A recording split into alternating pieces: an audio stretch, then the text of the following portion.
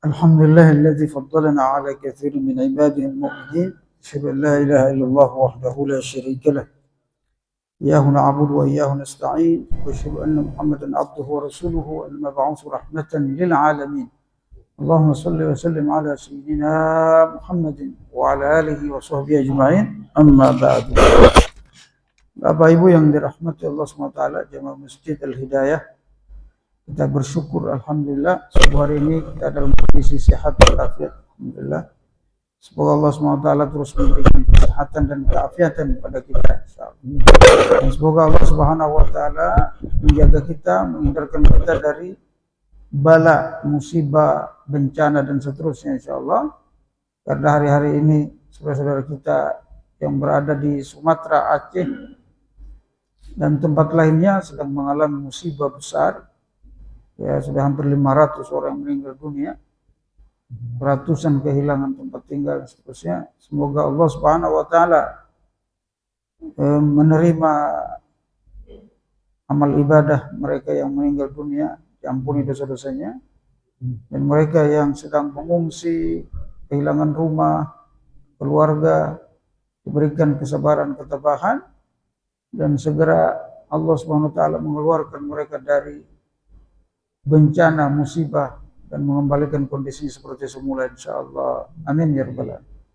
Salawat dan salam atas Rasulullah, qudwah teladan kita, pemimpin kita dunia akhirat, Muhammad sallallahu alaihi wasallam, beserta para sahabat, keluarganya, dan kita semua umatnya yang selalu istiqomah terhadap Islam ila yaumil qiyamah. Kita lanjutkan kajian hak anak, ya, hakku walad, ya, hak anak kepada kita. Lalu kemarin hak ibu kita, bapak kita, dan kewajiban kita kepada mereka. Wa amma haqqu waladi bi an tu'allima annahu bi an ta'lam annahu minka wa mudhafun ilaika fi ajli dunya bi khairihi wa syarrihi wa annaka mas'ulun amma wallaitahu bihi min husnil adab. Adapun hak kalian, hak anak kepada kalian, kewajiban kalian terhadap anak, yang pertama, kita pahami, kita ngerti bahwa anak kita itu bagian dari kita, tidak bisa dipisahkan dari dia. Dia darah daging kita, Bapak Ibu. Anak itu darah daging kita, ya, anak.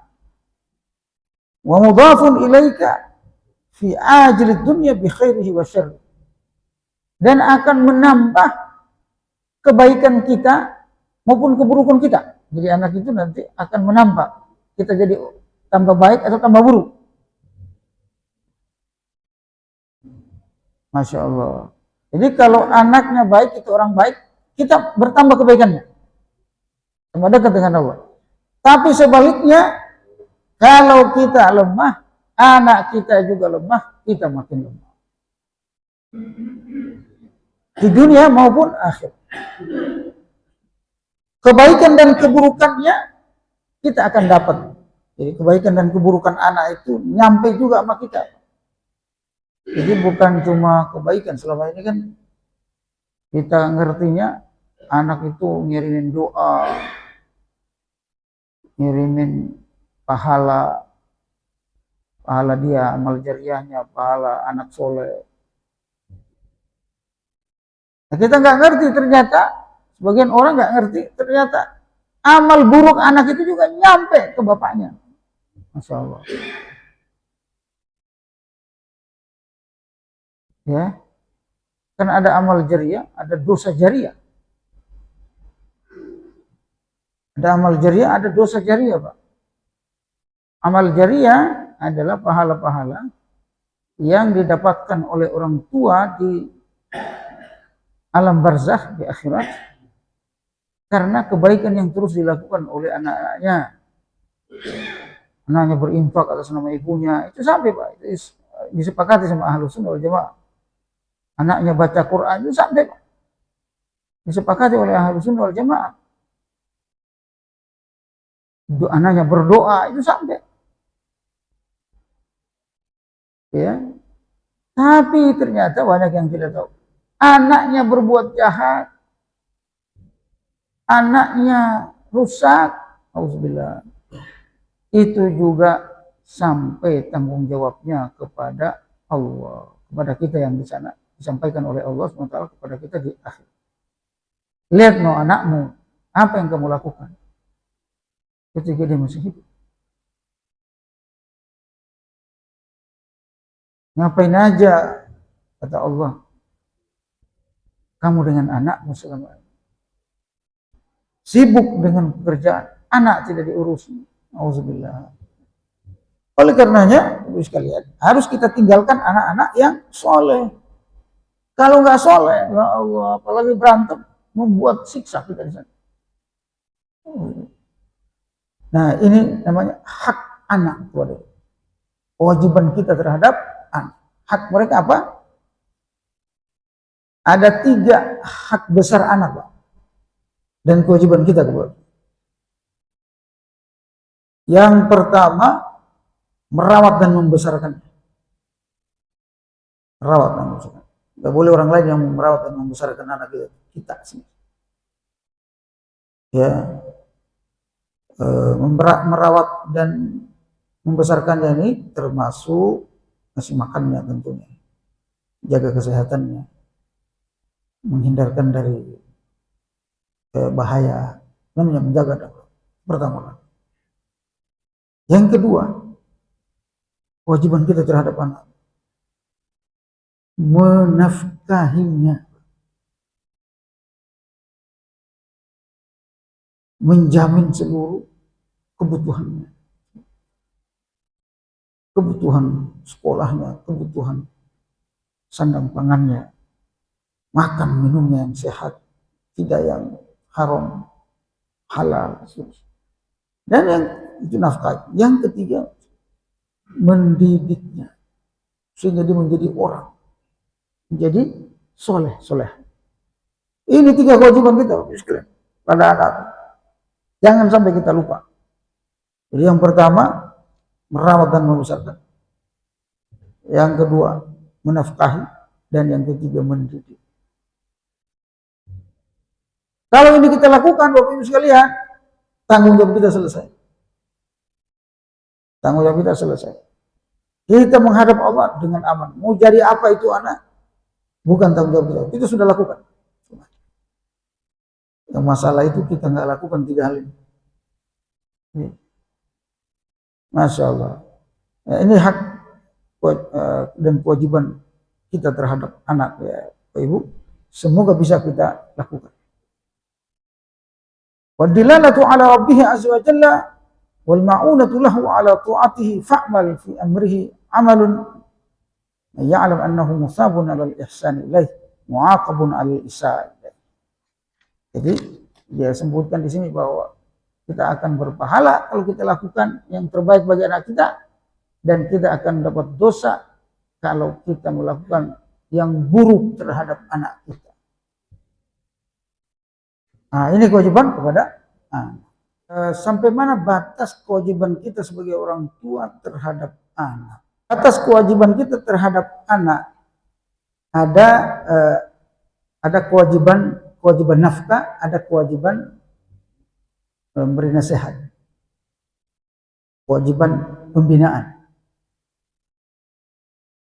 Kewajiban memberi nafkah itu ketika dia sudah mandiri berkeluarga. Artinya dia sudah bisa mandiri kehidupannya, sudah punya keluarga sendiri, tidak wajib lagi kita. Tetapi masih sunnah, bukan wajib tapi masih. Kalau wajib itu Bapak sekalian harus setiap malam, setiap hari. Tapi kalau dia sudah mandiri, berhenti kewajiban. Tetapi masih disunahkan kita. Masih. Jadi kewajibannya oke, gugur, tapi ketika dia dalam kondisi tidak mandiri, berhenti itu dengan catatan Bapak sekalian. Kalau dia sudah mandiri, kalau belum berarti masih wajib. Kalau sudah mandiri, sunnah kita membantu anak kita. Yang kedua, kewajiban nasihat. Kewajiban menasihati tidak pernah selesai. Ini banyak yang tidak dapat dipahami oleh Islam. Kalau sudah berkeluarga, sudah punya anak dan seterusnya, orang tuanya nasihatin pun udah ogah, udah nggak mau. Jangankan ngasih nafkah, nasihatin nggak mau. Nah, urusannya sendiri nggak usah. Mau anaknya jahat, kan setelah mandiri dia kadang anak-anak itu nggak Islami hidupnya, artinya melakukan masih bermaksiat. Auzubillah. Nah, ternyata kewajiban nasihat itu enggak putus. Jangankan sama anak kita, sama orang lain aja enggak putus, Pak. Ya, kata Nabi SAW, ad-dinun nasiha, agama ini nasihat. Para sahabat bertanya, kepada apa? Kepada siapa? Kepada Allah. Nasihat karena Allah, nasihat kepada Nabi. Wali a'immatil muslimina wa amatihim. Kepada siapa lagi? Kepada para pemimpin dan kepada rakyat. Jadi semua kita ini memberi itu kepada orang lain. Karena agama kita itu nasihat. Gak ada agama tanpa nasihat. Itu maksudnya. Ad-dinun nasihat. Agama itu adalah nasihat. Agama ini penuh dengan nasihat. Kalau kita beragama harus ngasih nasihat. Gak bisa begitu agama doang, sholat doang, puasa doang. Enggak. Harus ada nasihat. Dakwah. Amar ma'ruf nahi munkar wajib. Baik kepada anak kita maupun orang lain. Nah, ini yang paling banyak yang tidak orang paham. Jadi kalau anak sudah berkeluarga, bukan urusan saya, nggak apa-apa dia mau ngapain, dia mau judi kayak terserah dia. Enggak, kita orang tua aja. Orang lain aja judi kita harus nasihatin, apalagi anak kita. Jadi memang jadi orang tua itu, Pak, nggak habis-habis kewajibannya itu, Pak. Ya, habis kewajibannya itu kalau sudah meninggal dunia, Pak. Itu.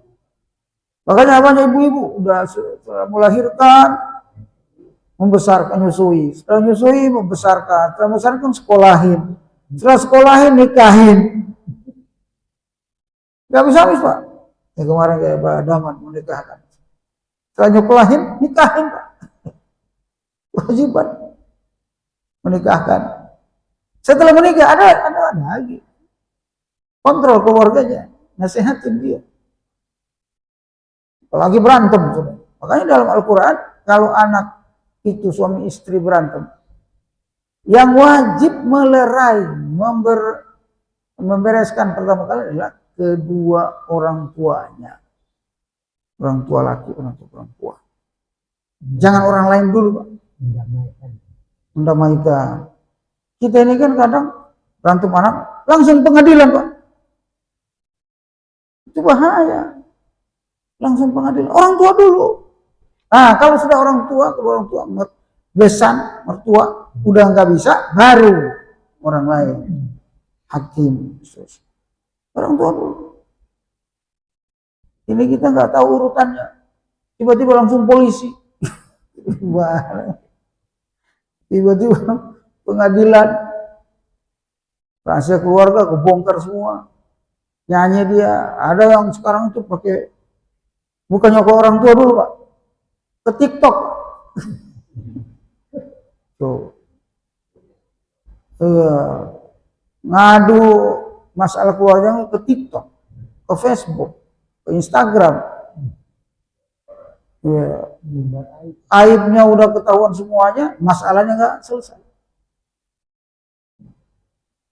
Harusnya dibalik, selesai masalah, nggak ada aib. Begitu tuh keluarga harusnya. Anak perempuan, tanggung jawab suaminya penuh ketika sudah menikah. Tetapi tanggung jawab nasihat nggak pernah selesai. Yang berselesai itu tanggung jawab nafkah, ya.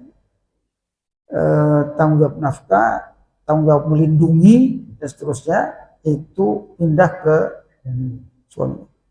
Dan perempuan ketaatannya, ya, ketundukannya dari orang tua pindah ke suami. Begitu. Jadi nanti dia taat kepada suaminya. Misalnya orang tuanya manggil, suaminya manggil. Orang tuanya dulu, suaminya dulu, Pak. Kalau anak perempuan tuh. Dia harus ikutin suaminya dulu. Kalau suaminya larang, suaminya tetap suaminya. Sebaliknya kalau anak laki-laki, enggak. Kewajiban taatnya kepada orang tua itu enggak pindah ke istri, enggak. Tetap bapaknya. Membantu menafkahi bapaknya tetap, Pak. Walaupun sudah ada istri. Ada satu kisah, sahabat nanya kepada Rasulullah, ya Rasulullah, saya itu udah menikah, punya istri, punya anak. Apa saya masih wajib nafkahi bapak ibu saya? Anak laki. Nabi SAW agak marah, agak merah wajah. Apa kata Rasulullah? Anta wa maluka li abik. Kamu dan hartamu untuk bapakmu. Kamu dan hartamu semuanya itu untuk bapakmu. Jangan karena ngasih 100.000, 2.000, seluruh hartamu, bahkan dirimu itu untuk bapakmu, bukan untuk istrimu saja. Nah itu kalau anak laki itu begitu. Ketaatan kepada orang tua tidak bisa pindah sampai dia meninggal dunia. Istri yang pelengkap hidup, tidak boleh kemudian mengganggu hubungan dia dengan suaminya. Saya sudah punya istri, nggak perlu lagi saya bapak saya. Enggak. Taatnya kepada bapaknya tetap. Makanya kalau anak laki bermasalah ekonominya, orang tuanya harus tetap ngurus. Karena hubungan anak laki itu beda. Untuk ditanya tadi, Pak. Hubungan anak laki beda dengan perempuan. Kita dengan anak laki itu, karena dia yang, makanya kalau kita meninggal, harta warisan kita lebih banyak ke anak perempuan apa ke anak laki? Anak laki. 2 kali lipat. Kenapa? Karena dia bertanggung jawab. Karena perhatian kita harus lebih besar pada anak laki kita sebelum menikah. Wallahu a'lam bishawab. Ada lagi, Pak Ibu? Kalau tidak ada, sudah syuruk, kita tutup dengan doa kafaratul majlis. Subhanakallahumma bihamdika asyhadu an la ilaha illa anta astaghfiruka wa atubu ilaik. Terima kasih atas perhatiannya. Mohon maaf kalau ada yang salah. Assalamualaikum warahmatullahi wabarakatuh.